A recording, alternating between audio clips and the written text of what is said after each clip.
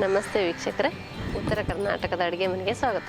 ಇವತ್ತು ನಾನು ಮಾಡಿ ತೋರಿಸೋ ರೆಸಿಪಿ ದಿಢೀರ್ ರವಾ ಉತ್ತಪ್ಪ. ದಿಢೀರ್ ರವಾ ಉತ್ತಪ್ಪ ಮಾಡಲು ಬೇಕಾಗಿರೋ ಸಾಮಗ್ರಿಗಳು: ಮೊದಲನೇದಾಗಿ 1 ಕಪ್ ರವಾ, 1 ಕಪ್ ಸಣ್ಣ ಕಟ್ ಮಾಡಿರೋ ಈರುಳ್ಳಿ, 1 ಟೀ ಸ್ಪೂನ್ ಅಚ್ಚ ಖಾರದ ಪುಡಿ, ಅರ್ಧ ಕಪ್ ಮೊಸರು, ರುಚಿಗೆ ತಕ್ಕಷ್ಟು ಉಪ್ಪು, ಸ್ವಲ್ಪ ಕೊತ್ತಂಬರಿ, ಸ್ವಲ್ಪ ಕರಿಬೇವು, ಸ್ವಲ್ಪ ಎಣ್ಣೆಯನ್ನು ತೆಗೆದುಕೊಳ್ಳಿ.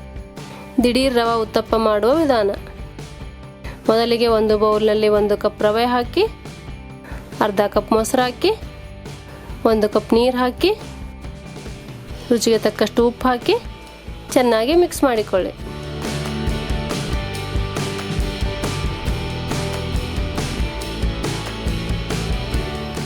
ಈ ರೀತಿ ಮಿಕ್ಸ್ ಮಾಡಿದ ನಂತರ 1 ಟೀ ಸ್ಪೂನ್ ಅಚ್ಚ ಖಾರದ ಪುಡಿ ಹಾಕಿ, ಸಣ್ಣ ಕಟ್ ಮಾಡಿರೋ 1 ಕಪ್ ಈರುಳ್ಳಿ ಹಾಕಿ ಚೆನ್ನಾಗಿ ಮಿಕ್ಸ್ ಮಾಡಿ, ನಿಮಗೆ ಗಟ್ಟಿ ಅನಿಸಿದರೆ ಇನ್ನೂ ಸ್ವಲ್ಪ ನೀರು ಹಾಕಿ ಮಿಕ್ಸ್ ಮಾಡಿ 5 ನಿಮಿಷ ನೆನೆಯಲು ಬಿಡಿ.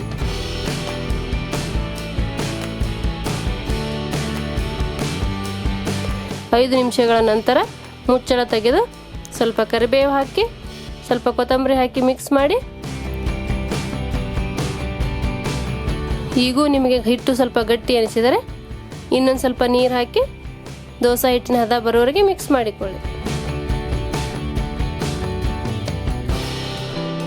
ಈಗ ಒಂದು ದೋಸೆ ಹಂಚನ್ನು ಇಟ್ಟು ಹಂಚು ಕಾಯ್ದ ನಂತರ ಸ್ವಲ್ಪ ಎಣ್ಣೆ ಹಾಕಿ, ನಿಮಗೆ ರವಾ ಮಿಶ್ರಣವನ್ನು ಉತ್ತಪ್ಪ ಯಾವ ಸೈಜ್ನಲ್ಲಿ ಬೇಕೋ ಆ ಸೈಜ್ನಲ್ಲಿ ಹಾಕಿ ಸ್ವಲ್ಪ ಎಣ್ಣೆ ಹಾಕಿ ಎರಡೂ ಬದಿ ಬೇಯಿಸಿದರೆ ರುಚಿಯಾಗಿರುವಂಥ ದಿಢೀರ್ ರವಾ ಉತ್ತಪ್ಪ ಸವಿಯಲು ರೆಡಿ.